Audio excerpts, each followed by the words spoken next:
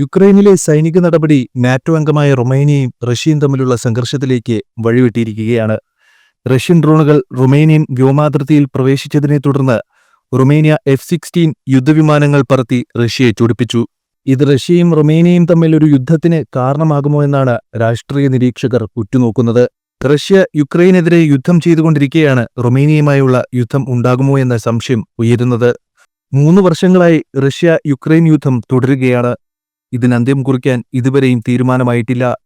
America ഉൾപ്പെടെ നിരവധി രാജ്യങ്ങൾ യുക്രൈനിനെ സഹായിക്കുന്നുണ്ട്.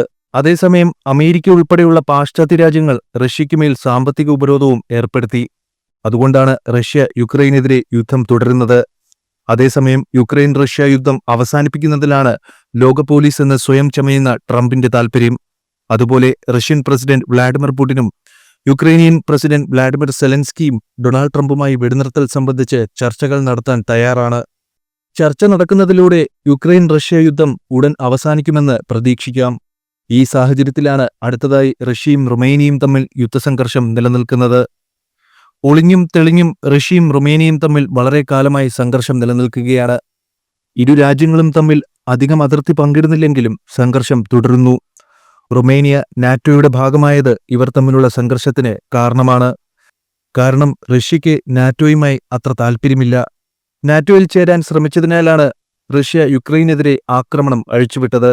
യുക്രൈനും റൊമേനിയയും അയൽ രാജ്യങ്ങളാണ്. ഇരു രാജ്യങ്ങളും 381 മൈൽ അതിർത്തിയാണ് പങ്കിടുന്നത്. റഷ്യ ആക്രമിച്ച ഡാന്യൂബ് നദിക്കടുത്താണ് യുക്രൈൻ റൊമേനിയ അതിർത്തി സ്ഥിതി ചെയ്യുന്നത്. നിലവിൽ ഡാന്യൂബ് നദിക്കടുത്തുള്ള ഇസ്മായിൽ മേഖലയിൽ വീണ്ടും ആക്രമണം ആരംഭിച്ചിരിക്കുന്നതായാണ് റിപ്പോർട്ട്. റഷ്യ യുക്രൈനെ ആക്രമിക്കുമ്പോൾ റഷ്യൻ ഡ്രോണുകൾ ഇടയ്ക്കിടെ റൊമേനിയൻ വ്യോമാതിർത്തിയിലേക്കും പ്രവേശിക്കുന്നുണ്ട്. റൊമേനിയ ഇക്കാര്യത്തിൽ കട്ടക്കലിപ്പിലാണ്. ഇതിനെ തുടർന്ന് റഷ്യൻ ഡ്രോണുകൾ പറക്കുന്ന അതിർത്തി പ്രദേശത്തിന് മുകളിലൂടെ റൊമേനിയൻ സർക്കാർ 2 F-16 യുദ്ധവിമാനങ്ങൾ പറത്തി. F-16 യുദ്ധവിമാനങ്ങൾ അതിർത്തിക്ക് മുകളിലൂടെ പറക്കുന്നുണ്ടെന്ന് റൊമേനിയൻ പ്രതിരോധ മന്ത്രാലയവും സ്ഥിരീകരിച്ചു. ബവേറിയയിലെ 86ാമത് വ്യോമസേനാ താവളത്തിൽ നിന്നുള്ള 2 F-16 യുദ്ധവിമാനങ്ങളാണ് അതിർത്തിയിൽ നിരീക്ഷണ പ്രവർത്തനങ്ങൾ നടത്തുന്നതെന്നാണ് റൊമേനിയൻ പ്രതിരോധ മന്ത്രാലയം അറിയിച്ചത്. പ്രാദേശിക സമയം പുലർച്ചെ 3:40 മുതൽ 5 വരെയാണ് ഈ വിമാനങ്ങൾ വ്യോമനിരീക്ഷണം നടത്തിയത്. ഇത്തരത്തിലൊരു നീക്കം റഷ്യയ്ക്കും റൊമേനിയയ്ക്കുമിടയിൽ വലിയ പിരിമുറുക്കം സൃഷ്ടിച്ചിരിക്കുകയാണ്. ഇതിനു പുറമെ റഷ്യൻ ഡ്രോണുകൾ പറത്തുന്നത് സംബന്ധിച്ച് റൊമേനിയൻ അതിർത്തിയിൽ താമസിക്കുന്നവർക്ക് രാജ്യത്തിന്റെ പ്രതിരോധ മന്ത്രാലയം മുന്നറിയിപ്പ് നൽകിയിട്ടുണ്ട്. സാധാരണയായി മറ്റൊരു രാജ്യത്തിന്റെ വിമാനങ്ങളോ ഡ്രോണുകളോ ഒരു രാജ്യത്തിന്റെ വ്യോമാതിർത്തിക്കുള്ളിൽ പറക്കണമെങ്കിൽ ആ രാജ്യത്തിന്റെ അനുമതി ആവശ്യമാണ്.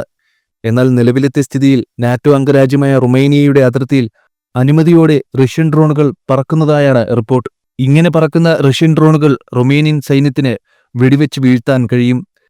എന്നാൽ ഇതുവരെയും ഒരു റഷ്യൻ ഡ്രോണും റൊമേനിയ വെടിവെച്ചിട്ടിട്ടില്ല.